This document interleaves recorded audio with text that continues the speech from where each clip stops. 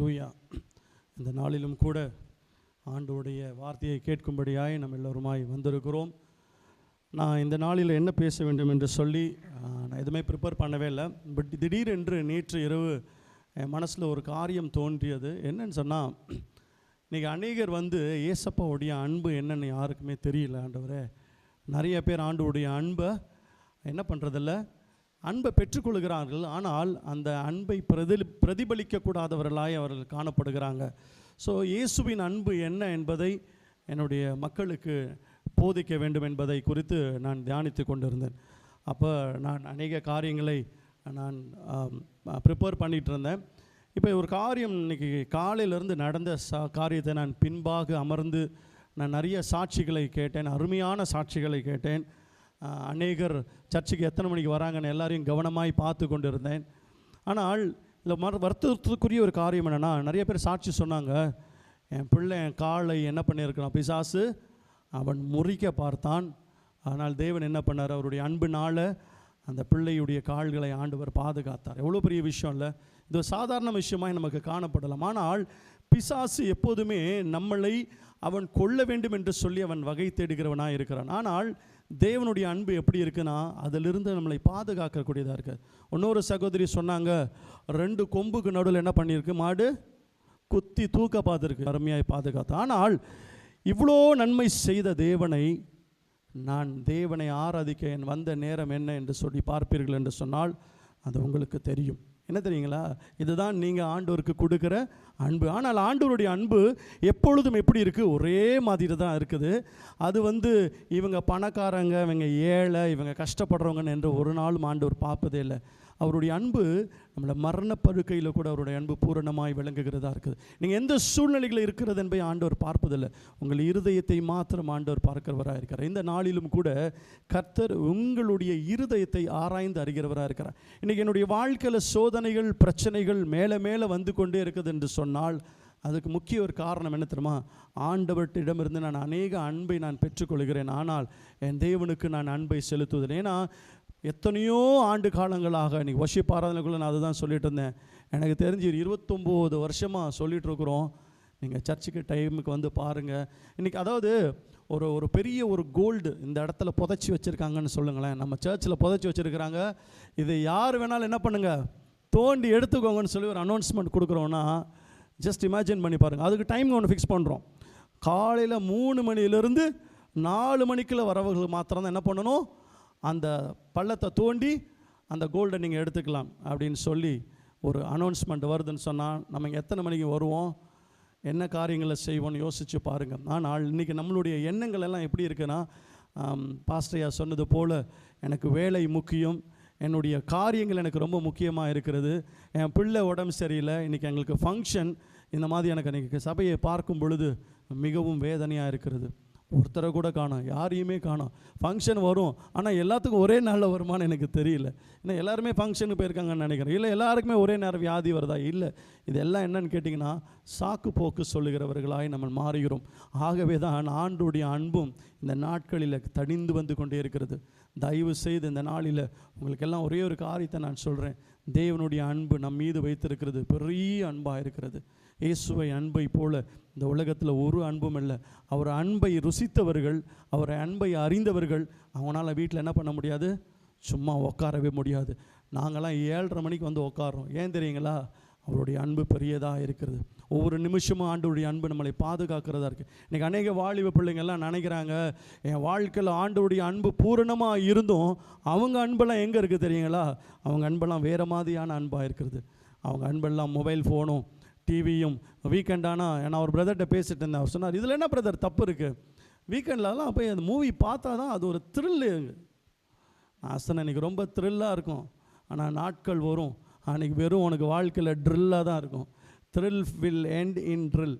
ட்ரில்லுன்றது என்ன தெரியுங்களா, ரொம்ப கடினமான ஒரு காரியமாக இருக்கும். ஆகவே கர்த்தர் இந்த நாட்களில் உங்களுக்கு கொடுத்துருக்கிற இந்த நல்ல நேரத்தை உன்னுடைய வாலிப பிராயத்தில் நீ கர்த்தருக்காய் செலவிடும் பொழுது கர்த்தர் உங்களை ஆசீர்வதிக்க வல்லவர். என்னுடைய தலைகளை தாழ்த்தி ஒரு நிமிடமாய் கண்களை மூடி ஆண்டவருடைய சமூகத்தில், ஆண்டவரே இந்த நாளில் எங்களோடு கூட பேச போகிறீங்க. ஆண்டவரே நீர் என்ன பேச போகிறீர் என்பது தெரியாது. ஆனால் நீ பேசுகிற வார்த்தை எங்களுடைய இருதயங்களை மாற்றக்கூடியதாய், ஆண்டவரே இருதயங்களை உடைக்கக்கூடியதாய் இருக்கட்டும். ஆண்டவரே இந்த நாளில் வந்த நம்முடைய பிள்ளைகள் கொஞ்சம் பேராக இருந்தாலும் ஆண்டவரே நீ இவர்களை பிரத்யேகமாய் நீர் தேர்ந்தெடுத்திருக்கிறீர். உடைய வார்த்தையை இந்த நாளில் கேட்கும்படியாய் இவர்களுக்கு இந்த நல்ல நேரத்தை நீர் தந்தமைக்காய் நாங்கள் நன்றி செலுத்துகிறோம். அன்பு இயேசுவின் அன்பு அது அளவிட முடியாதது. நம்பு நீதை நம்பு, இந்த இகமதில் கிடைக்காதது. அன்பு இயேசுவின் அன்பு அது அளவிட முடியாதது. நம்பு நீதை நம்பு, இந்த இகமதில் கிடைக்காதது. என்றென்றும் மாறாதது என் இயேசுவின் தூய அன்பு, என் வாழ்வில் தீராதது. என் இயேசுவின் தூய அன்பு என் வாழ்வில் தீராதது. என் இயேசுவின் தூய அன்பு. ஆமாண்டவரே, நம்முடைய அன்பு தூய அன்பாக இருக்குது. ஆண்டவரே, நீங்கள் எங்கள் மீது வைத்திருக்கிற அன்பு பரிசுத்தமுள்ள அன்பாக இருக்கிறது. நீங்கள் என் மீது வைத்திருக்கிற அன்பு கள்ளம் கபடமற்ற அன்பாக இருக்கிறது. ஆண்டவரே, அப்பா, தாய் மறந்தாலும் தந்தை மறந்தாலும் நான் உன்னை மறப்பதில்லை என்று சொன்னீர். ஆண்டவரே, இந்த நாளும் இந்த பிள்ளைகளை மறவாமல் பாதுகாத்து இம்மட்டுமாய் நீர் வழிநடத்தி வந்திருக்கிறீரே. உமக்கு நாங்கள் எத்தனை ஆயிரம் நாவுகளால் நன்றி சொன்னாலும் மிகையாகாது. இந்த நாளில் ஆண்டவரே, என் பிள்ளைகளோடு கூட உங்களுடைய வார்த்தை பேசி அவர்களுடைய இருதயத்தை மாற்றக்கூடியதாய் இந்த நாளில் தேவனுடைய வார்த்தை அவர்களோடு கூட பேசும்படியாய் நாங்கள் செபிக்கிறோம். மீதியாக இருக்கிற எல்லா நேரங்களும் இந்த கிருபை எங்களோடு கூட இருக்கட்டும். இயேசுவின் நாமத்தில் செபிக்கிறோம் நல்ல பிதாவே. யாராவது ஒருவர் 1 யோவான் 4:9 வாசிக்கும்படியாய் கேட்கிறேன். 1 யோவான் 4:9.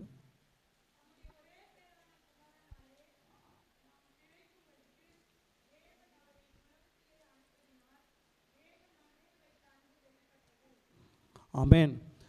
இங்கே பார்த்தீங்கன்னா ஏசப்பாவுடைய அன்பு எப்படி சொன்னீங்கன்னா, தன்னுடைய ஒரே பேரான குமாரனாகிய இயேசுவை அவர் இந்த உலகத்துக்கு தந்தருளி நம்மளை மீட்கும் பொருட்டாய் தன்னுடைய பிள்ளையை ஆண்டவர் என்ன செய்கிறாரு? ஒரு தியாகமாய் இந்த நாளில் கர்த்தர் நமக்கு அவரை என்ன பண்ணியிருக்காரு? ஈவாய் கிருபையாய் கொடுத்துருக்கிறார். யோசிச்சு பாருங்கள், இன்றைக்கி நம்மளுடைய வாழ்க்கையில் என் பிள்ளையை ஏதாவது ஒரு தியாகமான ஒரு காரியத்தை செய்யும்படியான காரியத்தை நம்ம செய்வதற்கு முற்படும். ஆனால் இயேசு இந்த உலகத்தில் தன்னுடைய பிள்ளையை அவர் என்ன பண்ணுறாரு? தியாகம். ஏன் ஏசப்பா இந்த காரியத்தை செய்ய வேண்டும் என்பதை குறித்து தான் இந்த நாளில் பார்க்க. இங்கு தேவன் தன்னுடைய ஒரே பாரான குமாரனை ஆண்டவர் இந்த உலகத்திற்காய் நம்மை மீட்கும் பொருட்டாய் ஆண்டவர் கொடுத்தார். ஆனால் இன்னொரு சம்பவத்தை, இந்த உலகத்தில் நடக்கிற ஒரு சம்பவத்தை நாம் பார்க்கிறோம். ஆபிரகாம் என்கின்ற ஒரு மனிதர் 100 வயது ஆகி இருக்கும் பொழுது அவருக்கு ஒரு பிள்ளை பிறக்கிறது. அந்த பிள்ளை பேர் வந்து ஈசாக். ஆனால் ஆண்டவர் ஒரு காரியத்தை ஆபிரகாமிடம் சொல்லுகிறார். என்ன சொல்லுகிறார்னா, 75 வயதில் ஆண்டவர் வந்து ஆபிரகாம்கிட்ட சொல்கிறாரு, நான் உனக்கு ஒரு பிள்ளையை கொடுப்பேன் என்று சொல்லுகிறார். என்ன ஏஜில்? அட் ஏஜ் ஆஃப் 75 ஆண்டவர் சொல்கிறார், ஆண்டவரே, நான் வயது சென்ற ஒரு கிழவனாக இருக்கிறேன், எனக்கு எப்படி ஆண்டவரே இந்த வயசில் எனக்கு குழந்தை பிறக்கும் என்று சொல்லி அவர் ஆண்டவரிடம் கேட்கிறார். ஆண்டவர் சொல்லுகிறார், நீ நம்பு, உன் வாழ்க்கையில் ஆசீர்வாதம் நடக்கும். ஆனால் ஆண்டவர் சொன்னது அட் ஏஜ் ஆஃப் 75. ஆனால் அவனுக்கு பிள்ளை பிறந்தது எப்போ தெரியுமா? அவன் 100 வயதாக இருக்கும் பொழுது அவனுக்கு ஒரு மகன் பிறக்கிறான். யோசிச்சு பாருங்கள், ஒரு 100 வயசு தாத்தா ஒரு குழந்தையை பெற்று எடுத்து அந்த குழந்தையை எவ்வளோ ஆசையாய் அவர் வளர்த்துருப்பார். யோசிச்சு பாருங்களேன். இன்றைக்கி நம்மளுடைய பிள்ளைகளை அப்படி தான் வளர்க்குறோம்ல. இன்றைக்கி நிறைய பிள்ளைங்களுக்கு அப்பா அம்மாவுடைய அன்பு என்னது என்பதை அறியாது இருக்கிறார். ஏன் தெரியுங்களா? அந்த குழந்தை பருவத்திலிருந்து அந்த தாய் அந்த குழந்தையை அந்த தகப்பனும் சேர்ந்து அந்த குழந்தையை வளர்க்குறார்கள். அருமையாய் வளர்க்குறாங்க. அது வளர்ந்து ஆளானதுக்கு பின்பதாய் அந்த பிள்ளைகள் அந்த பெற்றோர்களுக்கு செய்கிற நன்மையான காரியத்தை பார்க்கும் பொழுது அந்த பெற்றோர்கள் உள்ளம் குளிர வேண்டுமாய் அவர்கள் செய்து கொண்டிருக்கிறார். என்ன குளிர வேலை செய்கிறாங்க தெரியுமா? அவர்கள் வளர்ந்த பின்பதாய் அவர்கள் பெற்றோர்களை கேள்வி கேட்கிறவர்களாய், பெற்றோர்களை தூஷணம் பண்ணும்படியாய் அவர்கள் அநேக காரியங்களை செய்து அவர்கள் இருதயத்தில் இருந்து அவர்கள் வெறுக்கும்படியான காரியத்தை செய்கிறார்கள். ஆனால் இங்கு என்ன நடக்குது என்ன தெரியுமா? ஆபிரகாமுடைய குழந்தையை அவன் வளர்ந்து வந்தபோது ஒரு நாள் அவங்க அப்பா ஆண்டவர் அவரோடு பேசுகிறார். உன்னுடைய பிள்ளை ஆண்டானை என்ன பண்ணு, எனக்கு நீ பலி செலுத்துவாயாக என்று சொல்கிறார். யாராவது ஒருவர் எடுத்து ஆதியாகமம் 22:2 எடுத்து வாசிங்களேன்.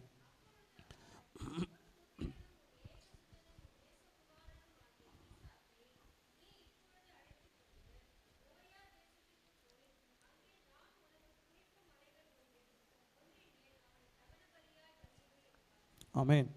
யோசிச்சு பாருங்க, அந்த பிள்ளை 100 வயசுக்கு அப்புறமா அந்த குழந்தை பிறக்குது. அந்த குழந்தை பிறந்ததுக்கு அப்புறமா ஆண்டவர் சொல்லுகிறாரு, இந்த பிள்ளையை எடுத்துக்கிட்டு இந்த மோரியா தேசத்தில் நான் சொல்கிற இடத்துல உன் குழந்தையை வந்து என்ன பண்ணு, பலி செலுத்து என்று சொல்லி கர்த்தர் சொல்லுகிறார்.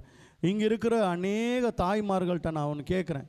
ஏசப்பா சொல்கிறாரு, சிஸ்டர் உங்கள் பிள்ளையை கொண்டு வந்து பல்லாவர மலையில் நீங்கள் போய் பலி செலுத்தணும்னு சொன்னி நான் சொன்னால் என்னை விடுவாங்களா இவங்கெல்லாம்? அப்படியே ஓடி போய் பார்க்குறாங்க. பவித்ரா சிஸ்டர் என்னையே பார்த்து சொல்கிறானே இவன், ஐயோ நம்ம பிள்ளைய சொல்லுவான். கல்லை எடுத்து என்ன பண்ணுவாங்க, ஸ்டேஜில் நின்றாலும் சரி ஒரே அடி அடித்து மண்டையை உடச்சிடுவாங்கள. ஆனால் ஆபிரகாம் செஞ்ச காரியம் என்ன தெரியுமா? இயேசுவின் அன்பு என்னென்பது அவன் அறிந்திருந்தபடினால அவன் ஒரு மறுபேச்சுமே பேசலாம். 100 வயசுக்கு அப்புறமாய் உண்மையாக நடந்திருக்கும். என்ன இருக்குன்னா, அவன் இந்த காரியத்தை தன்னுடைய மனைவியிடம் போய் சொல்லியிருந்தான்னா கண்டிப்பாக அந்த மனைவி என்ன பண்ணியிருப்பா, கல் எடுத்து ஆபிரகாம் மண்டையை போட்டு தள்ளியிருப்பா, இல்லைனா காலி பண்ணியிருப்பா. ஆபிரகாம் அறிவு கட்ட கிழட்டு பயலை, ஏண்டா 100 வயசுக்கு அப்புறமா எனக்கு ஒரு கர்த்தர் குழந்தைய கொடுத்துருக்கிறாரு, ஏசப்பா சொன்னாருன்னு சொல்லி நீ அது வேற எடுத்துட்டு பலி செலுத்த போயிட்டு இருக்கிறேன்னு சொல்லி என்ன பண்ணியிருப்பாங்க, அடிச்சிருப்பாங்க. ஆனால் ஆபிரகாம் என்ன பண்ணார் தெரியுமா? யாரிடமும் எதுவும் சொல்லவில்லை. அவன் தேவனுடைய வார்த்தையை மாத்திரம் கேட்டு அதன்படி செய்வதற்கு தன்னை முழுமையாய் அர்ப்பணித்து என்ன பண்ணுகிறான், தன் குழந்தையை கூட்டி கொண்டு விறகெல்லாம் எடுத்து கொண்டு போகிறான். யோசிச்சு பாருங்க, அந்த குழந்தைக்கு தெரியாது, அந்த குழந்தையுடைய மனநிலையும் தெரியாது.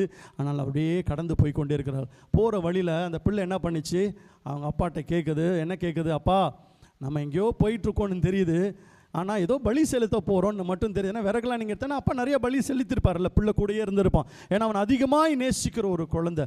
ஆபிரகாம் 100 வயசுக்கு அப்புறம் அந்த குழந்தை பிறந்திருக்கு. அந்த குழந்தை எவ்வளோ அன்போடு அவர் வளர்த்திருப்பார், எத்தனை காரியங்களை சொல்லி கொடுத்திருப்பார், கற்றுக் கொடுத்திருப்பார், ஆண்டோடைய அன்பை பற்றி சொல்லியிருப்பார். இவை அனைத்தையும் கேட்டுக்கொண்டு அவன் பிள்ளையோடு கூட போயிடும். யோசிச்சு பாருங்க, அவனுடைய மனநிலை எப்படியா இருந்திருக்கும்ல. அவன் அழுந்து கொண்டே போயிருந்திருப்பான். மேபி அவன் அந்த மாட்டு வண்டியை எடுத்துக்கொண்டு அவன் ஓட்டி கொண்டு இருப்பான். அவன் முன்னாடி கண்ணில் தண்ணி வந்துக்கிட்டே இருந்திருக்கும். அந்த பிள்ளை பின்னாடி படுத்து தூங்கிட்டு இருந்திருக்கும். அந்த வண்டி மேலே மேலே மலை மேலே போய் கொண்டே இருக்கும் பொழுது அவன் கிட்ட வர வர வர அவனுடைய உள்ளம் உடைக்கப்பட்டு இருக்கும்ல.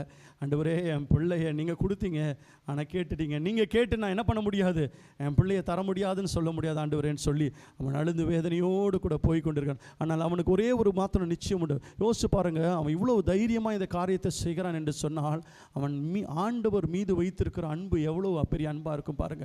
இன்னைக்கு கர்த்தர் அப்படிப்பட்ட காரியங்கள் இங்கே இருக்கிற யார்கிட்டையும் கேட்கவே இல்லை.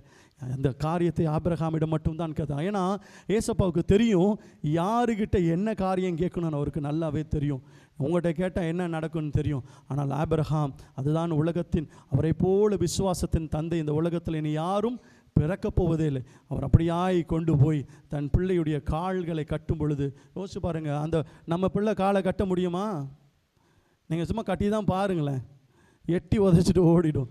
ஆனால் அது கால்களை கட்டும் பொழுது அவன் அடிக்கப்படுகிற ஆடுகளை போல் அமைதியாய், அப்பா ஏன்பா என் காலை கட்டுறீங்க, அப்பா ஏன்பா என் கையை கட்டுறீங்கன்னு சொல்லி அவன் கேட்கும் பொழுது அவங்க அப்பா அதோ ஒரு பதில் சொல்லி கொண்டு, இல்லைப்பா நான் உன்னை இங்கே போட்டுட்டு போகிறேன், ஏதோ ஒரு காரியத்தை ரீசன் சொல்லியிருப்பார்.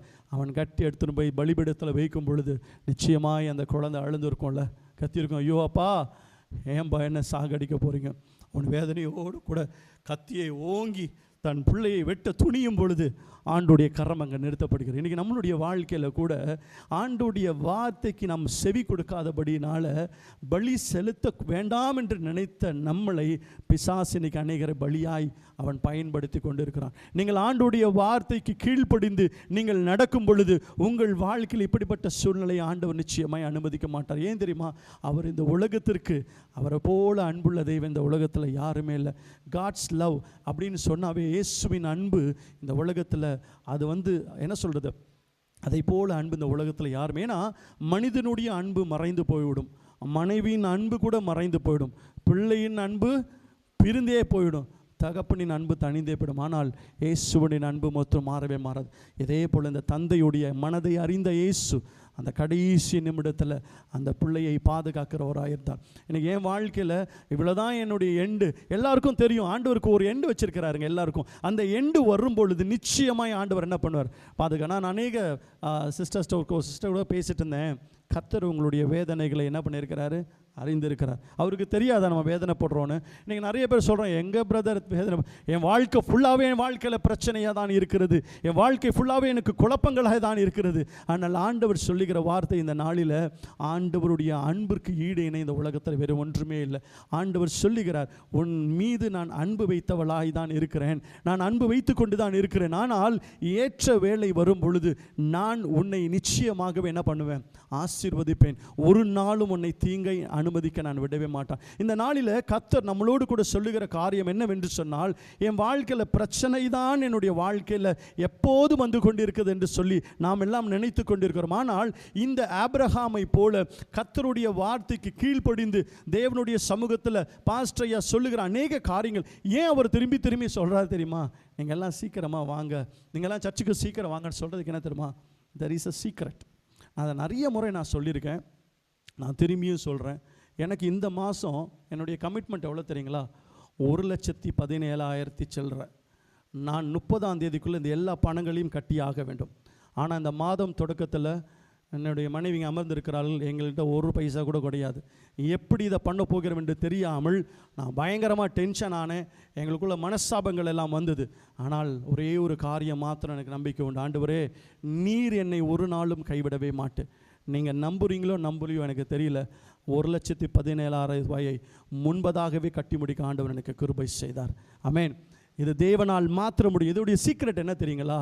நான் ஏன் 7:30 மணிக்கு வந்து சர்ச்சில் உட்காந்துருக்கேன் தெரியுங்களா? இதுதான் சீக்ரெட்.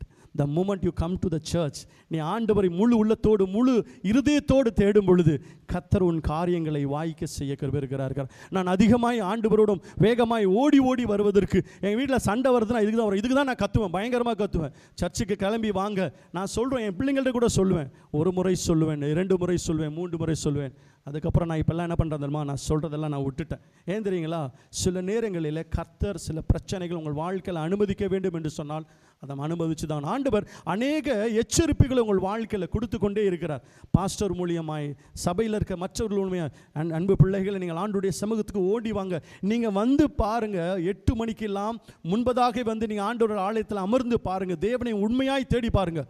உங்கள் வாழ்க்கையில் பிரச்சனைகள் அதிகமாய் வரும், ஆனால் அதிகமாய் ஆண்டவர் பாஸ்டர் சொன்னது போல் தீவிரமாய் வந்து ஆண்டவர், நீங்கள் இந்த பாம்பு நீங்கள் பார்த்துருப்பீங்கன்னா, அது அந்த முட்டை இட்டதுக்கப்புறமா அந்த பாம்பு இரவு நேரங்களில் அவள் தனியாக போகும். ஆனாலும் நீங்கள் அந்த முட்டை கட்டியோ வந்து பார்த்துட்டிங்கன்னா அது வேகமாய் ஓடி வந்து அந்த முட்டையை காப்பாற்றும். அதே மாதிரி கோழியும் பார்த்தீங்கன்னா தன் குஞ்சுகளை அதை விட்டுட்டு போகும் பொழுது பார்த்தீங்கன்னா பக்கத்திலே தான் சுற்றிக்கிட்டு இருக்கும். இந்த குஞ்சுகளுக்கு ஆபத்து வருகிறது என்று அறியும் போது அது எப்படி வந்து அதை சிறகுகளுக்குள்ளே போட்டு தன் குஞ்சுகளை மறைத்து கொள்வது போல உங்கள் வாழ்க்கையில் பிரச்சனைகள் வரும் பொழுது, நீ கர்த்தரை உண்மையாய் தேடும் பொழுது, கர்த்தருக்காய் உன்னை நான் அர்ப்பணிக்கிறேன் ஆண்டவரே, என்ன பிரச்சனைகள் வந்தாலும், என் வாழ்க்கையில் என்ன சஞ்சலங்கள் வந்தாலும் ஆண்டவரே நான் விட்டு விலக மாட்டேன் என்று சொல்லி நீ கர்த்தருடைய சமூகத்தை நாடி தேடி ஓடி வரும்போது உன் பிரச்சனைகள் வரும்போது ஆண்டவர் ஓடி தேடி வருவார். இன்றைக்கி அநேகருடைய வாழ்க்கையில் கைவிடப்பட்ட ஒரு நிலைமைக்கு காரணம் என்ன தெரியுமா? நம் கர்த்தரை தேடுவதில்லை. ஒரு அருமையான ஒரு கதை, ஒரு காரியத்தை நான் நேற்று தினத்தில் நாங்கள் அதை தியானித்து கொண்டு இருந்தோம். நாங்கள் ஒரு பைபிள் ஸ்டடியில் ஒரு ஷிப் ஆனது அது சீயில் போயிட்டுருக்கும் பொழுது நீங்கள் கவனித்து பார்த்தீங்கன்னா அதில் கேப்டன் சொல்லி ஒரு பெரிய ஒரு கப்பலின் தளபதி ஒருத்தர் இருப்பார்.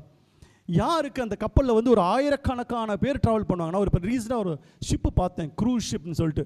சரி, அதில் எப்படியாவது அந்த அந்தமான் வரைக்கும் போயிட்டு வந்துடலான்னு சொல்லி ஒரு பிளான் பண்ணி வச்சுருக்கிறோம். என்னென்னு சொன்னால் அவ்வளோ அருமையான ஒரு லக்ஸரி ஷிப் அது. அதில் பார்த்தீங்கன்னா 1000கணக்கானவர் ட்ராவல் பண்ணுறாங்க. ஆனால் இந்த 1000கணக்கானவருடைய உயிர் யார் கைட்ட இருக்குது தெரியுமா? ஒரே ஒரு மனிதர்கிட்ட தான் இருக்குது. அவர் தான் கேப்டன். ஒரு ஆபத்து வருகிறது என்று சொல்லும் பொழுது அது யாருக்கு ஃபஸ்ட்டு தெரியும் தெரியுமா? அந்த கேப்டனுக்கு தான் தெரியும். டைட்டானிக் ஷிப் என்று சொல்லி ஒரு பெரிய ஷிப், ஆயிரக்கணக்கான மக்களோடு, பலவிதமான கனவுகளோடு, சந்தோஷங்களோடு, சமாதானத்தோடு எல்லாம் ஒரே களியாட்டம், பயங்கரமாய் அந்த ஷிப்பு ஜெகதோதியாய் கிளம்பி போய்கொண்டே இருக்கும் பொழுது திடீரென்று ஒரு பெரிய ஐஸ் பாறையில் அந்த ஷிப்பு மோதும் பொழுது அது யாருக்கு ஃபஸ்ட்டு தெரிஞ்சது தெரியுமா? அந்த கேப்டனுக்கு மாத்திரம்தான் தெரிஞ்சா. கேப்டனுக்கு தெரியும் இன்றைக்கி நம்ம எல்லாரும் என்ன பண்ண போகிறோம், காலியாக போகிறோன்னு சொல்லி அவன் அறிந்தவன். அவன் என்ன பண்ணுறான், அமைதியாக கண்களை மூடி கொஞ்ச நேரம் அழுகிறான். ஏன்னா அவனுடைய ப்ராஜெக்ட் இஸ் ஃபெயிலியர். அவனுக்கு ட்ராவல் பண்ண எல்லாரும் மறிக்க போகிறார்கள் என்பதை அறிந்த அந்த கேப்டன் என்ன பண்ணுகிறார், முதலாவது எச்சரிப்பு கொடுத்து அங்கு இருக்கிறவர்களை வேக வேகமாய் காப்பாற்றி கொண்டே இருக்கிறார்கள். காப்பாற்றி எல்லாரும் வெளியேற்றப்படும் பொழுது சில பேர் ஓடி, கேப்டன் நீங்கள் போயிடுங்களேன், நீங்கள் போயிடுங்களேன். அவர் சொல்ல, no, I will not leave this place, first rescue everyone. அந்த ஷிப்பில் இருக்க எல்லாரும் என்ன பண்ணுங்க, நீங்கள் வெளியேற்றுங்கள், வேகமாய் வெளியேற்றுங்கன்னு சொல்லி அவங்க எல்லாரையும் வெளியேற்றி கொண்டே இருக்கும் பொழுது திருப்பியுமாய் ஒரு எச்சரிப்பு சத்தம் வருகிறது. ஐயா கேப்டன், நீங்கள் வந்துடுங்க, ஷிப்பு உடைய போகிறது, நாங்கள் முக்கால்வாசி பேரை ஏற்று, இல்லை ஒருத்தர் கூட விடக்கூடாது, எல்லாரையும் காப்பாற்றுங்க, நான் கடைசியாய் வருகிறேன் என்று சொல்லி அவர் மீண்டுமாய் அவர்களை தட்டி கழித்து காப்பாற்றுங்கள் சொன்ன கடைசியாய் எல்லாரும் காப்பாற்றப்பட்டு விட்டு அவர்கள் வேகமாய் ஓடி வருவதற்குள்ளதாய் அந்த ஷிப்பு ரெண்டாய் பிளந்து அந்த கேப்டன் அந்த தண்ணியோடு கூட மறித்து போனார். இந்த நாளில் நம்மளுடைய வாழ்க்கையில் கூட, உங்கள் வாழ்க்கையில் எத்தனையோ நேரங்களில் பிரச்சனைகள் வந்து தண்ணியில் மூழ்கும் சூழ்நிலைகள் வரும் பொழுதெல்லாம் உங்களுக்காய் ஒரு கேப்டன் எப்போது உங்களுக்காய் தன்னுடைய ஜீவனை கொடுத்து தன்னுடைய அன்றைக்கி ஆண்டவருடைய அன்பு என்னன்னு சொன்னால் இதுதான் அவருடைய அன்பு. இந்த உலகம் முழுவத்தில் ஒரே ஒரு தெய்வம் பிறந்தது மரிப்பதற்கு என்று சொன்னால் அது நம்ம ஆண்டவராக இயேசு கிறிஸ்துடைய ஒரே ஒரு தெய்வம் மாத்திரம் தான். அவருடைய அன்புக்கு ஈடு இணை இந்த உலகத்தில் வேறு ஒன்றுமே இல்லை. அவர் மரிப்பதற்காகவே இந்த உலகத்தில் பிறந்தார். அவர் தன்னுடைய பிள்ளைகள் நன்றாய் இருக்க வேண்டும் என்று சொல்லி அவர் தன்னுடைய உயிரை சிலுவையில் மறித்து உங்களை என்ன பண்ணியிருக்கிறாரு, இந்த நாளில் மீட்டெடுத்து உங்களை ஆண்டவர் இந்த உலகத்தில் அவர்களை நடத்தி கொண்டு வந்திருக்க. யாராவது ஒருவர் சங்கீதம் 136 1 to 3 வரையும் வாசிங்களேன். சங்கீதம் 136.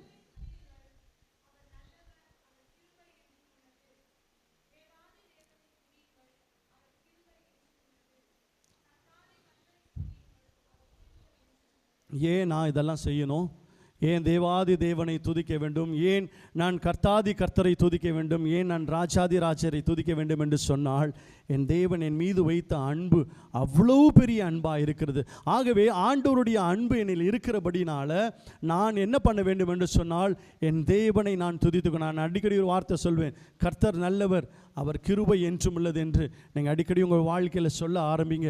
கர்த்தர் உங்கள் வாழ்க்கையை மாற்றுவார். கர்த்தர் உங்கள் வாழ்க்கையில் எல்லா நன்மைகளையும் செய்து கொண்டிருக்கிற அந்த தேவனை ஒரு நாளும் நீங்கள் மறந்து விடாதீர்கள். கர்த்தரை மறக்காமல் நீங்கள் ஒவ்வொரு நாளும் நினைத்து கொள்ளும் பொழுது உங்கள் வாழ்க்கை மாற்றப்படும். உங்கள் வாழ்க்கையில் என்ன இன்னல்கள் பிரச்சனைகள் வந்தாலும் கர்த்தர் அவை எல்லாவற்றிலும் இருந்து உங்களை மீட்டு உங்களை ஆசீர்வாதத்தின் பாதைகளிலே ஆண்டவர் வழி நடத்த அவர் வல்லமுள்ளவர் இருக்கிறார். ரோமர் 8 அதிகாரம் 35 நான் சொல்ல ஒரு வசனமாய் நீங்கள் வாசிக்கும்படியாக உங்களை கேட்டேன். ரோமர் 8:35.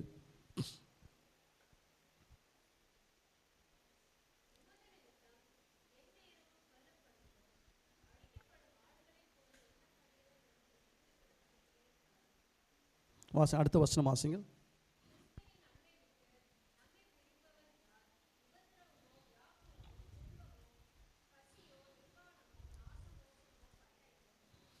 அப்போஸ்தலனாகிய பவுல் அவர் அருமையாய் இதை என்ன பண்ணுறான்னா அவர் அனுபவத்தோடு கூட இந்த காரியங்களை சொல்லுகிறார். ஆண்டவரே, உம்முடைய அன்பை விட்டு என்ன பண்ணுறாது, எங்களை யாரும் பிரிக்க முடியாது. எதுவாக இருக்கும், இப்போ ஆண்டவருடைய அன்பை விட்டு பிரிப்பது அது பசியாக இருக்கலாம், அது ஆண்டவரின் நிர்வாணமாக இருக்கலாம், அது உபத்திரவமாக இருக்கலாம், என் கஷ்டங்களாக இருக்கலாம், என்னுடைய கவலைகளாக இருக்கலாம். ஆண்டவர் இவை அனைத்தும் என்னை அன்பை விட்டு என்ன பண்ணாது, அது பிரிக்கவே பிரிக்காது. ஏன் என்று சொன்னால் ஆண்டவருடைய அன்பு என் மீது அவ்வளோ அதிகமாக இருக்கிறபடினால அப்போஸ்தலனாகிய பவுல் தன்னுடைய வாழ்க்கையில் தன்னுடைய ஜீவியத்தில் அநேக உபத்திரத்தின் பாடுகளின் மத்தியில் வந்த போதும் கூட அவர் ஒரு பெரிய ஸ்காலராக இருந்து கூட அவ்வளோ படித்த ஒரு மேதாவியாக இருந்தாலும் கிறிஸ்துவின் அன்பிற்காக கிறிஸ்து அவருடைய வாழ்க்கையை மாற்றினதற்காக அநேகர் இடத்துல சென்று அவர் தேவனுடைய வார்த்தைகளை அநேகர்களுக்கு போதனை செய்கிற ஒரு பெரிய ஒரு உபதேசி கடைசியாக அவர் வாழ்ந்ததை நாம் பார்க்கிறோம். அவர் சொல்லுகிறார், ஆண்டவரே உம்முடைய அன்பிற்கு ஈடு இணை இந்த உபத்திரவம், இந்த பிரச்சனைகள் இன்னைக்கு. ஆனால் நம்முடைய வாழ்க்கையில் ஒரு சின்ன பிரச்சனை வந்தாலும் சரி, நம்ம என்ன பண்ணுகிறோம்? ஆண்டுடைய அன்பை விட்டு நம்ம விலகி ஓடுகிறவர்களாய் காணப்படுகிறோம். ஒரு சின்ன ப்ராப்ளம் இருந்துச்சா, என்ன பிரதர், இந்த ஏசப்பாவை நாங்கள் இவ்வளோ வருஷமாக தேடிட்டு தான் இருக்கிறோம், கும்பிட்டுட்டு தான் இருக்கிறோம், ஆனால் என் வாழ்க்கையில் பிரச்சனைகள் வந்து கொண்டு தானே இருக்கிறது. ஆனால் இங்கே அப்போஸ்தலனாகிய பவுல், நீங்கள் தொடர்ந்து வாசிப்பீர்கள் என்று சொன்னால், அந்த அதிகாரத்தில் ரோமர் 35-38 வரைக்கும் நீங்கள் வாசிப்பீர்கள் என்று சொன்னால், அவர் ஆண்டவருடைய அன்பை அறிந்ததுனால அவர் என்னென்ன பாடுகள் மத்தியில் வந்தபோது கூட அவர் சொல்லுகிற ஒரே வார்த்தை, ஆண்டவர் இவை அனைத்தும் உம்முடைய அன்பை விட்டு என்னை பிரிக்கவே பிரிக்காது என்று சொல்லி அவர் கர்த்தருடைய நாமத்தை அவர் மகிமைப்படுத்தியவரார். ஏன் என்று சொன்னால், நாம் வாழுகிற இந்த வாழ்க்கை இது எப்படி இருக்குது என்று சொன்னால், it is like a race, ஓட்டப்பந்தயம் போல் இருக்கிறது. இந்த ஓட்டப்பந்தயத்தில் நம்ம ஓடும் பொழுது இதில் நிறைய ரூல்ஸ் அண்ட் ரெகுலேஷன்ஸ் நம்ம ஃபாலோ பண்ண வேண்டியது இருக்குது. நான் கிறிஸ்துவுடனே நான் ஓடும் பொழுது என்னுடைய பாதைகளில் தான் நான் ஓட வேண்டும். நீங்கள் இந்த பாதைகளில் ஓடும் பொழுது பிசாசு அநேக நேரங்களிலே உங்களை திசை திருப்புவான். இப்போ நீங்கள் பார்த்தீங்கன்னா, இந்த ட்ராக் ஓடினவங்களுக்குலாம், நல்லா ரன்னிங் ட்ராக் ஓடினவங்களாம் தெரியும். நீங்கள் ட்ராக் 3ல் இருக்கீங்களா, நீங்கள் ட்ராக் 3ல் தான் ஓடி ஆகணும். நீங்கள் ட்ராக் 4க்கு போனீங்கன்னா நீங்கள் அவ்வளோதான், டிஸ்குவாலிஃபைட். நீங்கள் என்ன பண்ணுவாங்க, உங்களை அப்படியே வெளியே அனுமதி விடுவார்கள். ஸோ நீங்கள் அந்த ட்ராக்கில் சரியாய் நேர்த்தியாய் ஓடும் பொழுது you will enter into that success zone. ஃபைனலாக நீங்கள் அதில் போக முடியும். அப்போ இன்னைக்கு நடக்கிற சம்பவங்கள் எப்படி இருக்குது என்று சொன்னால், கிறிஸ்தவ வாழ்க்கையில் நாம் ஓடிக்கொண்டிருக்கிற இந்த ஓட்டத்தை திசை திருப்பும்படியாய் பிசாசு அநேக நேரங்கள் நம்முடைய வாழ்க்கையில் பலவிதமான காரியங்கள். நான் சொன்ன மாதிரி ஒரு பிரதர்கிட்ட பேசினேன். அவர் சொல்கிறாரு, பிரதர் இதிலெல்லாம் என்ன தப்பு இருக்குது? பைபிள் எங்கே போட்டிருக்கு? சினிமாவுக்கு போகக்கூடாது எங்கே போட்டிருக்குதா? சந்தோஷமாக சொன்னேன், சந்தோஷமாக இருக்க வேணான்னு சொல்லலை. ஆனால் ஒரே ஒரு விஷயம் எல்லாம் ஞாபகம் வச்சுக்கோங்க, பிசாசு அவனுடைய டூலை அதிக வேகமாய் அருமையாய் செஞ்சு இன்றைக்கி அநேக வாலிபர்களை அவன் தன் பக்கமாய் இந்த ட்ராக்கில் இருந்து என்ன பண்ணுறான், திருப்பி இவங்களுக்கு, அதாவது இவங்க ட்ராக் 3லலாம் போகல, அவன் 3ல் ஓட வேண்டியவன் 7, 8, 9, 10க்கு போயிட்டார். அவன் என்ன பண்ணுவான் என்று தெரியுமா? இன்றைக்கி இந்த களியாட்டங்களை காட்டி கொண்டு உங்களை அருமையாய் அழைத்து சென்று கடைசியாய் ஒரு நாள் கொண்டு போய் ஒரு பெரிய பாதாளத்தில் தள்ளிடுவான். நீங்கள் அங்கேருந்து திருப்பி நினைச்சாலும் என்ன பண்ண முடியாது, இந்த இடத்துக்கு வர முடியாது. அதற்கு தான் இந்த நாட்களிலே உங்களுக்கு அநேக காரியங்களை சபைகளில் சொல்லிக் கொடுக்கிறார்கள். சபையில் வாங்க, சரியான நேரத்துக்கு வாங்க, தேவனை அறிந்து கொள்ளுங்க, தேவனுடைய காரியத்திற்கு உண்மையாக இருங்க. கர்த்தருடைய வேலைகளில் நீங்கள் செய்யும் பொழுது கர்த்தர் நிச்சயமாய் உங்களை மாத்திரமல்ல, உங்கள் குடும்பத்தையும் உங்கள் குடும்பத்தில் உள்ள ஒவ்வொருவரையும் கர்த்தர் ஆசீர்வதிப்பார். நீங்கள், நான் அநேக பிள்ளைகளை பார்த்தேன், வாலிப பிள்ளைகளை, அவங்க எல்லாம் சர்ச்சுக்கு வராது. அன்றைக்கி நான் ஃபுல்லாக நான் தான் நோட்டீஸ் பண்ணிகிட்டே இருந்தேன், யாரெல்லாம் எப்போ வராங்கன்னு சொல்லிட்டு. யோசிச்சு பாருங்கள், நீங்கள் லேட்டாக வந்த அன்பு பிள்ளைக்கு நீங்கள் யோசிச்சு பாருங்கள், உங்கள் வாழ்க்கையில் கர்த்தர் இந்நாள் வரைக்கும் உங்களை பாதுகாத்து வந்திருக்கிறார். எத்தனையோ ஆபத்துக்கள் வந்திருக்கும், உங்கள் வாழ்க்கையில் உயிர் போகிற சூழ்நிலைகள் எல்லாம் உங்கள் வாழ்க்கையில் வந்திருக்கு. ஆனால் கர்த்தர் ஒரு நாளும் உங்களை கைவிடாமல் உங்களை பாதுகாத்து வந்திருக்கிறார். யோசிச்சு பாருங்கள், மரண படுக்கைக்குள்ளாய் நீங்கள் போய் வெளியில் வந்திருக்கலாம். ஆனால் இத்தனை ஆண்டு காலங்கள் நடத்தி வந்த என் தேவனுக்கு நான் என்ன செய்தேன் என்று யோசித்து பார்த்தா ஒன்றுமே இல்லைங்க. ஏன் தெரியுமா? இவை அனைத்திலும் ஆண்டவருடைய அன்பு உங்களுக்கு பூரணமாய் விளங்கியது. கர்த்தருடைய அன்பும் கிருபையும் உங்கள் வாழ்க்கையில் இல்லை என்று சொன்னால் இந்த நாட்களில் நம்ம இங்கே இல்லவே இல்லை. நம்ம கூட நிறைய பேர் ஏன் கூட ட்ராவல் பண்ண. நான் நேற்று தினத்தில் நான் இங்கே சென்னை ட்ரேட் சென்டருக்கு போயிருந்தேன், ஒரு எக்ஸிபிஷன் போயிருந்தேன். என்னுடைய வயதை சேர்ந்த ஒரு மனிதரை பார்த்து நான் அப்படியே ஷாக் ஆகி போயிட்டேன். எனக்கு தெரியாது. அவர் சொல்கிறாரு, ஆல்வின் உங்களுக்கு தெரியுமா, இளங்கோ ரொம்ப முடியாமல் இருக்கிறார். என்னாச்சுன்னு கேட்டேன். தெரியல, இப்போ வருவார் காஃபி சாப்பிடுன்னு. நாங்கள் காஃபி சாப்பிடுவோம். அவர் வருகிறார் மெலிந்து போய். அவர் என்ன பொசிஷனில் இருக்கார் தெரியுமா? டெக்னாலஜியோட டாப் மோஸ்ட் பொசிஷனில் இருக்கிறார். ஆனால் அவன் அப்படியே கூனி குறுக்கி இப்படி வந்தான். எப்படி இருந்த ஆள், பாடி பில்டர் மாதிரி இருப்பான். ஆனால் ஒரு மனுஷனை அவன் தொடுவான் என்று சொன்னால் அவன் உருக்குலைந்து போய் அவன் வந்து என் பக்கத்தில் அமர்ந்தார். நான் சொன்னேன், இளங்கோ எப்படி இருக்கீங்கன்னு. நல்லா இருக்கேன் ஆல்வின். என்னாச்சு? கண்ணெல்லாம் வீங்கி போய் கைகளெல்லாம் சுருங்க. சக்கரை போடாதீங்க, எனக்கு அப்படியே டீ கொடுங்கன்னு சொல்லி கொடுத்தது பார்த்து நான் ஆண்டவருக்கு நான் நன்றி செலுத்தினேன். ஆண்டவரே, என் வயது உள்ள அநேகர் இன்னைக்கு ஆளை நடக்கக்கூட முடியாமல் இருக்கிறாங்க. யோசிச்சு பாருங்கள், வாலிப பிள்ளைங்க. நான் நேற்று தினத்தில் ஒரு வாலிபன் பையன் பார்த்தேன், ஒரு கை இல்லாமல் அவன் அப்படியே நடந்து போகிறத பார்த்து கொண்டு இருந்தேன். இன்றைக்கி அத்தனை வாலிப பிள்ளைகளை கர்த்தர் உங்கள் வாழ்க்கையில் எவ்வளோ நன்மை செய்துக்கார். இன்றைக்கி வாலிப பிள்ளைகளை கூட பார்த்தேன், சர்ச்சுக்கு ஒருத்தங்க வராங்க, 8:45 வராங்க. நான் சொல்கிறேன், இந்த நாளில் நீங்கள் கர்த்தருக்காய் உங்களை அர்ப்பணிக்கும் பொழுது, வாலிப பிரயாயத்தில் தேவனுக்காய் நீங்கள் செய்கிற ஒவ்வொரு காரியங்களும் எப்படி தெரியுமா? ஒரு மரமானது நடப்பட்டு அதற்கு அதற்கு சரியான தண்ணீர் ஊற்றி நீங்கள் வறக்கவில்லை என்று சொன்னால், அந்த வேர் ஒழுங்காக அந்த நிலத்தில் அது பிடிக்கவில்லை என்று சொன்னால் என்ன ஆகும் தெரியுமா? இன்னைக்கு நீங்கள் எல்லாம் மரமாக இருக்கிறீங்க. இந்த நாளில் உங்கள் வேர்கள் ஆண்டவருக்குள்ள வளரவில்லை என்று சொன்னால், ஊன்றி நிற்கவில்லை என்று சொன்னால், நாட்கள் வரும், ஒரு சின்ன காற்று கூட என்ன பண்ணுவாங்களா, அடித்து தூக்கிட்டு எங்கேயோ போயிடும். எத்தனையோ பேர் பார்த்துருப்பீங்க, இந்த வயநாடு சம்பவத்தை கேள்விப்பட்டிருப்பீங்க. நைட்டு நல்லா போய் படுத்தவர்கள் 700 குடும்பங்கள் மண்ணோடு மண்ணாய் புதைந்து போனார்கள். அதில் ஒரு பொண்ணு ஒரு திருமணத்திற்காக இன்விடேஷன் கொடுக்கறதுக்கு அன்றைக்கி நைட்டு கிளம்பி கேலிக்கட்டுக்கு வந்திருக்கு. நான் போன வாரம் ஃபுல்லாக கேரளாவில் தான் இருந்தேன். எங்கள் வீட்டிலலாம் பயந்தாங்க. கேரளா போகிறேன். நான் சொன்னேன், நான் தேவனுடைய ஆளுகைக்குள்ளாக இருக்கிறேன். ஏன் தெரியுங்களா? இந்த வயநாட்டிலே நாங்கள் உட்காந்துருந்தோம். இந்த சம்பவம் நடந்த ஒரு 8 கிலோமீட்டர் பக்கத்தில் நாங்கள் உட்காந்துட்டு, நான் வேறு மேலே வேறு இருந்தேன். போயிருந்தால் நானும் தண்ணியில் நீச்சல் அடிச்சுட்டு போயிருந்துருப்போன்னு நினைக்கிறேன். அது ஒரு 8 நாளைக்கு முன்னாடி நடந்திருந்தா அந்த சம்பவம் சீக்கிரமாக நடந்ததுதான், நாங்களும் தண்ணியை அடித்து போயிருப்போம்னு நினைக்கிறேன். ஆனால் தேவனுடைய கிருபை உன்னை காக்கவில்லை என்று சொன்னால், தேவனுடைய பிரசன்னம் உங்களோடு கூட இல்லை என்று சொன்னால், இந்த உலகத்தில் நம்ம வாழ்வது மிக மிக அரிது பிரியமானது. இதை அறியாமல் நாம் வாழ்ந்து கொண்டு இருக்கிறோம். இன்றைக்கி அநேக வாலிப பிள்ளைகள் இதை அறிந்து கொள்வதில்லை. கர்த்தர் உங்கள் வாழ்க்கையில் செய்கிற நன்மைகளை நீங்கள் அறிந்தீங்க என்று சொன்னால், உங்களால் வீட்டில் என்ன பண்ண முடியாது, சும்மா இருக்க முடியாது. நான் ஒரு 2 விதமான வாலிபர்களை பார்க்கிறேன். சில வாலிபர்களை சபைக்கு போகிறதை நான் பார்த்துருக்கிறேன். சில வாலிபர்களை ஆண்டவர் விட்டு விலகி போகிறதையும் நான் பார்த்துருக்கேன். அவங்க ஓடுறாங்க, வேகமாய் ஓடி போய் தேவனுடைய சமூகத்தான். ஏன் தெரியுமா?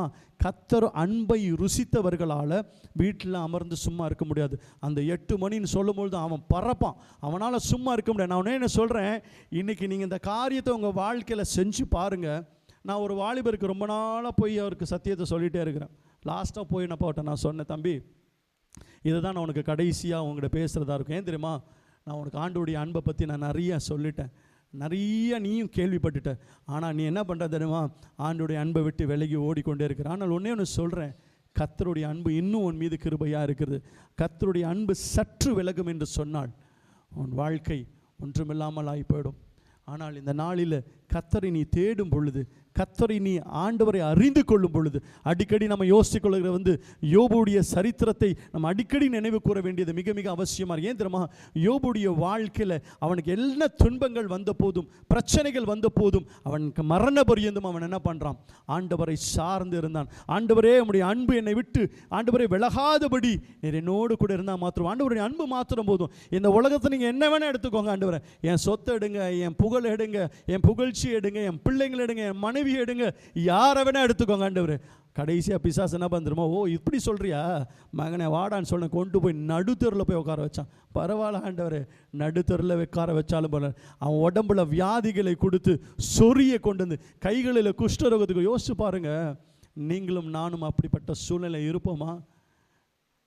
இப்படிப்பட்ட சூழ்நிலை கர்த்தர் உங்கள் வாழ்க்கையில் கொடுத்தா நம்ம சும்மா இருப்போமா? நம்ம என்ன பண்ணுவோம் தெரியுமா?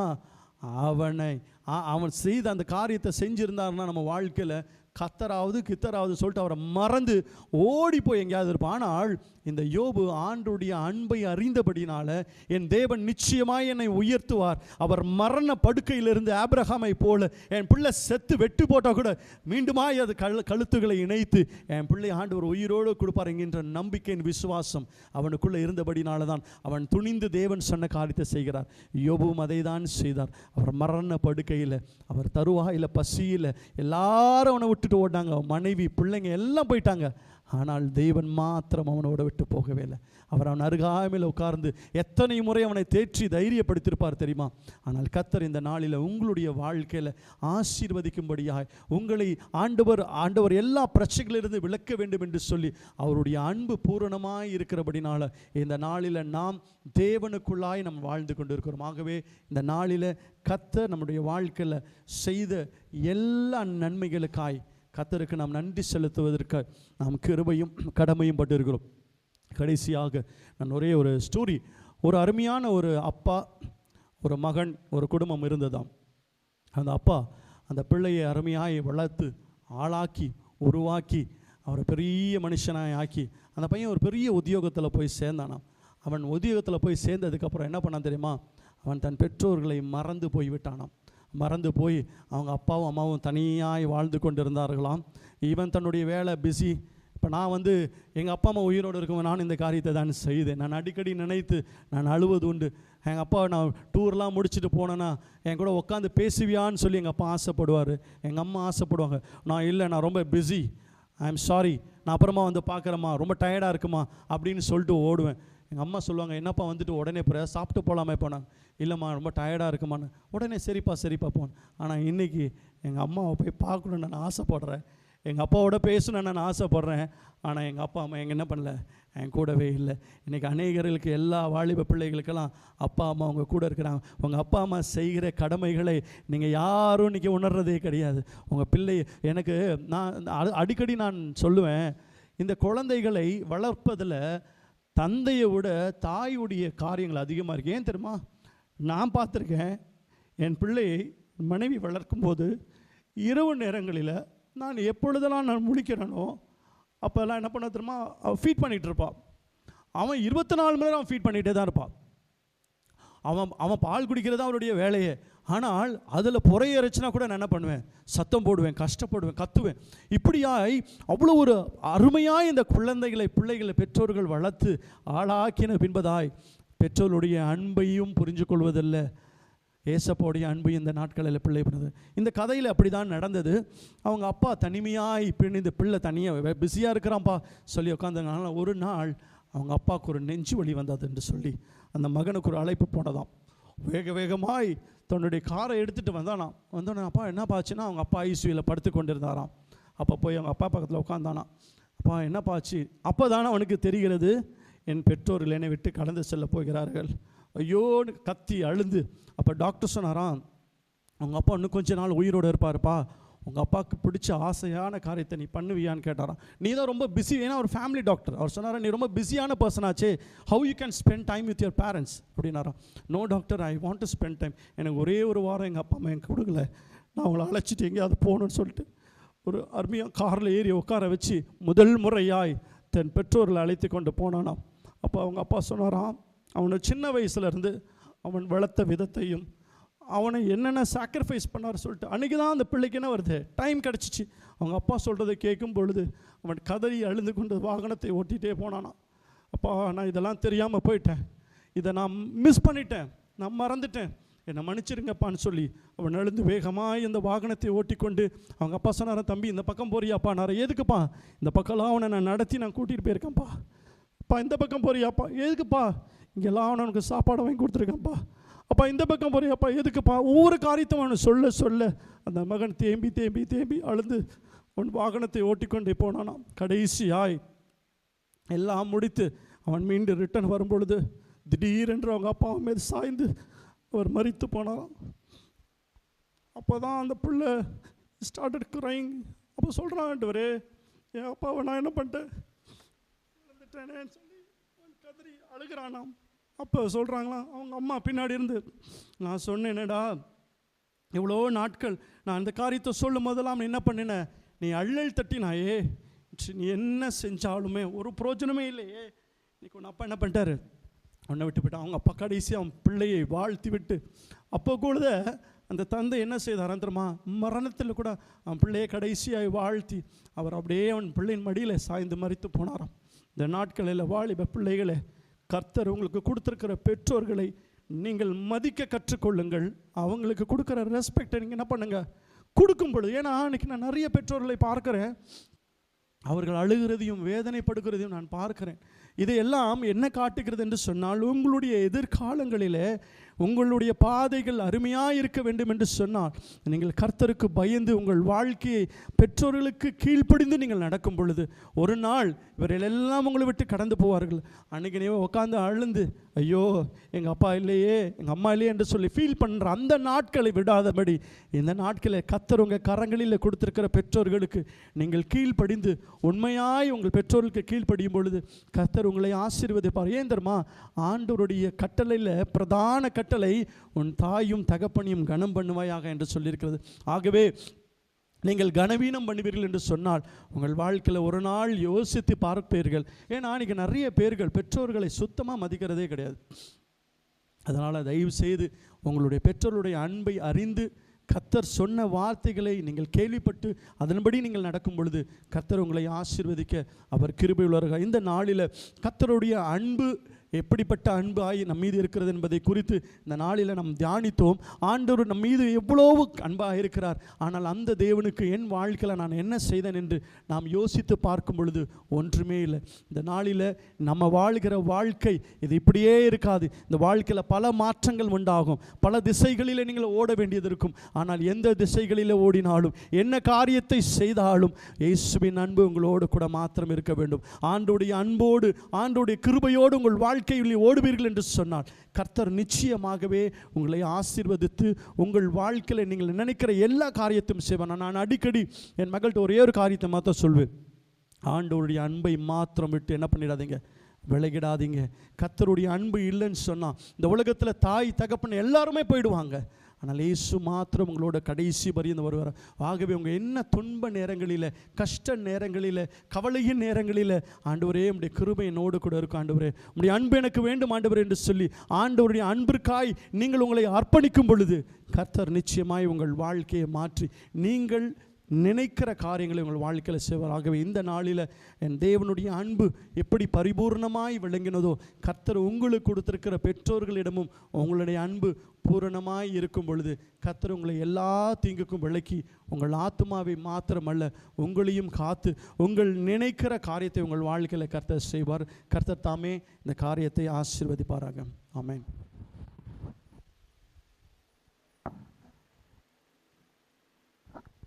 ஹல்லேலூயா, ஹல்லேலூயா. அப்படியே நம்ம முழங்கால் படிடலாமா? கண்களை மூடி நம் கர்த்தரை நோக்கி பார்ப்போம். இந்த கதையை நம்ம கேட்டோம். இந்த அப்பா எல்லா காரியத்தையும் அந்த மகனிடத்தில் சொல்லுகிறாரு. சொல்லி அவர் மரித்து போகிறார். நம்முடைய ஏசப்பா நம்மளுக்காக ஒவ்வொரு ஊழியக்காரன் மூலமாய் சொல்லி கொண்டிருக்கிறார். நம்முடைய அப்பாவாகிய இயேசு கிறிஸ்து அவர் தன்னுடைய ஜீவனை நம்மளுக்கு கொடுத்தார். மரண படுக்கையிலும் இவர்களை மன்னியும் ஆண்டவரேன்னு சொன்னார். தேவனுடைய அன்பு அவருடைய ஜீவனையை கொடுக்கும்படியான ஒரு தேவ அன்பு. இயேசுடைய அன்பு மகா பரிசுத்தம் உள்ளது. நீங்க தேவன் மீது அன்புள்ளவர்களாய் இருக்க வேண்டும் என்று சொல்லி கர்த்தர் இவ்வளவு நேரமாய் உங்களோடு பேசி கொண்டிருந்தார். இயேசுடைய அன்பு அளவிட முடியாதபடியான அன்பு, அவர் உயிரையே கொடுத்ததான அன்பு. இந்த இயேசுடைய அன்பை நீங்கள் ருசி பார்க்கணும். நீங்கள் ருசி பார்க்கணும். அவர் பரிசுத்தமுள்ள தேவன், அவர் ஜீவனை கொடுத்த தேவன். எல்லாம் நம்ம நன்மையாய் காணப்பட வேண்டும் என்று, நம்ம பரலோக ராஜ்யத்தை சுதந்திரிக்க வேண்டும் என்று சொல்லி என் தேவன் நம்மளை ஆசீர்வதித்திருக்கிறார். தேவன் நம்மளை பரிசுத்தப்படுத்தியிருக்கிறார். தேவனுடைய ராஜ்யத்துக்குள்ளாய் நம்மளை கொண்டு போய் சேர்க்க வேண்டும் என்று சொல்லி அவர் ஜீவனை நம்மளுக்குள்ளே வைத்திருக்கிறார். இந்த உலக பிரகாரமான அப்பா, ஆனாலும் மகன் கவனிக்கலைனாலும் அந்த கடைசி நொழி பொழுதிலும் கூட அவனை ஆசீர்வதித்து கடந்து போனார். அவரால் ஒன்றும் செய்ய முடியாது. அவர் ஆசீர்வதித்து கடந்து போனார். ஆனால் நம்முடைய அப்பா இயேசு சுவாமி அவர் ஜீவனை நம்மளுக்குள்ளே வைத்திருக்கிறார். அவர் உயிரை கொடுத்து நம்மளுடைய இருதயத்துக்குள்ள இயேசு கிறிஸ்துவானவர் அவர் ஜீவனை கொடுத்திருக்கிறார். நம்ம இயேசுவுக்காக, அவரோட அன்புக்காக நம்ம கர்த்தரை நோக்கி பார்ப்போமா? இந்த இயேசு கிறிஸ்துவுடைய அன்பு அநேகருக்கு கிடைக்கும்படியாய் நம் கர்த்தரிடத்திலே நம் கண்களை மூடி இந்த வேளையிலே நம்ம கர்த்தரிடத்தில் ஒப்பு கொடுப்போம். அப்பா, இந்த அன்பை நாங்கள் அநேகருக்கு அறிவிக்கணும். ஏசப்பா, என் இயேசு கிறிஸ்துவுடைய அன்பை நாங்கள் அநேகருக்கு அறிவிக்கணும். அநேகரை பாவத்திலிருந்து விடுதலை செய்யணும். அநேகரை நரகத்துக்கு நேராய் ஓடுகிற ஜனங்களை நாங்கள் விடுதலை செய்ய வேண்டும் என்று சொல்லி நம் கண்களை ஏறெடுத்து கர்த்தரிடத்தில் இந்த வேளையில் ஒப்பு கொடுத்து நாம் ஜெபம் செய்யலாம். ஹல்லேலூயா, ஹல்லேலூயா, ஹல்லேலூயா. இயேசுவே, உம்முடைய அன்பு பிரதானமானது ஆண்டவரே. அப்பா, உம்முடைய அன்பு பிரதானமானது ஆண்டவரே. என் தேவன் உம்முடைய ஜீவனை கொடுத்து எங்களை ரட்சிக்கும்படியாய், உம்முடைய பரலோக ராஜ்யத்தை சுதந்திரிக்கும்படியாய் என் தேவன் கொடுத்த ஆண்டவரே இந்த ஜீவனுக்காய் நன்றி, உம்முடைய அன்புக்காய் நன்றி ஆண்டவரே. எங்களை மீட்டெடுத்த தேவனுக்கு கோடான கோடி ஸ்தோத்திர பலிகளை செலுத்துகிறோம். இன்னும் இந்த அன்பை அநேகருக்கு நாங்கள் அறிவிக்கும்படியாய், அநேகரை நரகத்திலிருந்து மீட்டெடுக்கும்படியாய், அவருடைய பாதைகளை இயேசுவுக்கு நேராய் திரு திருப்பும்படியாய் என் தேவனீர் எங்களுக்கு கிருபை செய்யுங்கப்பா. என் தேவனீர் எங்களை உற்சாகத்தினாலே நிரப்புங்க. அந்த வாஞ்சை எங்களுடைய இருதயத்தில் வையும் ஆண்டவரே. நாங்கள் உமக்காய் ஜீவிக்கட்டும், உம்முடைய வேலையை செய்யட்டும் ஆண்டவரே. இவ்வளவு நேரமாய் என் தேவனுடைய வார்த்தைகளை நாங்கள் கேட்டோம். ஆபிரகாம் ஆண்டவரே தன்னுடைய மகனை பலி செலுத்தும்படியா, தேவனை விட எனக்கு என் பிள்ளை பெரிதல்ல என்று சொல்லி அவன் பலி செலுத்த போனான் என்று நாங்கள் பார்த்தோம். ஆமாப்பா, அந்த இருதயத்தை, அந்த ஆபிரகாமுடைய இருதயத்தை என் தேவன் நீர் எங்களுக்குள்ள வையுங்கப்பா. இதை தாவீதை போல நாங்கள் கர்த்தருக்காய் வாழும்படியா இந்த இருதயத்தை எங்களுக்குள்ள வையுங்க இயேசுப்பா. நாங்கள் உமக்காய் வாழ உதவி செய்யுங்க. பரிசுத்த ஆவியானவரே, நிறைவேள நேரமாக எங்களோடு ஆண்டவரே சகோதரர் மூலமாக எங்களோடு பேசி நம்முடைய வார்த்தைகளுக்காய் நன்றி இயேசு சாமி. தொடர்ந்து எங்களை வழி நடத்தும், ஆசீர்வதியும். இந்த வாரம் முழுவதும் நாங்கள் தேவ பலனை பெற்றுக்கொள்கிறோம். உமக்காக இந்த வாரம் முழுவதும் நாங்கள் செலவழிக்கணும். என் தேவனுடைய ஊழியத்தில் நாங்கள் பங்கு பெறணும். இயேசுடைய அன்பை அநேகருக்கு சொல்லணும் அப்பா. விடுதலை கொடுக்கணும். கர்த்தர் நாம மகிமைப்பட செய்யுங்க. எங்களோடு கூட இருங்க, வழி நடத்துங்க, ஆசீர்வதியுங்க. தேவனுடைய சத்தியத்தை எங்களோடு பகிர்ந்து கொண்ட மகனை கர்த்தர் நீர் ஆசீர்வதியுங்கப்பா. இன்னும் அநேக தேவனுடைய செய்திகளை தேவனுடைய வல்லமையோடு கூட பிரசங்கிக்க தேவன் இந்த மகனை இன்னும் வல்லமையினால் நிரப்புங்க அப்பா. குடும்பத்தை ஆசீர்வதிங்க, செய்கிற வேலைகளை ஆசீர்வதிங்க. உடைய நாம மகிமைப்பட செய்யுங்க. இயேசுவின் நாமத்தில் பிதாவே, ஆமென், ஆமென். நம்முடைய கர்த்தராக இயேசு கிறிஸ்துவுடைய கிருபையும் பிதாவாகிய தேவனுடைய அன்பும் பரிசுத்த ஆவியினுடைய ஐக்கியமும் அன்பும் சமாதானமும் கேட்கப்பட்டதான தேவனுடைய வார்த்தையின்படியாய் தேவனுடைய அன்பு நம்முடைய இருதயத்தில் கர்த்தர் வைத்து நம்மளை கரம் பிடித்து ஒரு வருகைக்கு நேராய் வழி நடத்துவாராக. ஆமென், ஆமென்.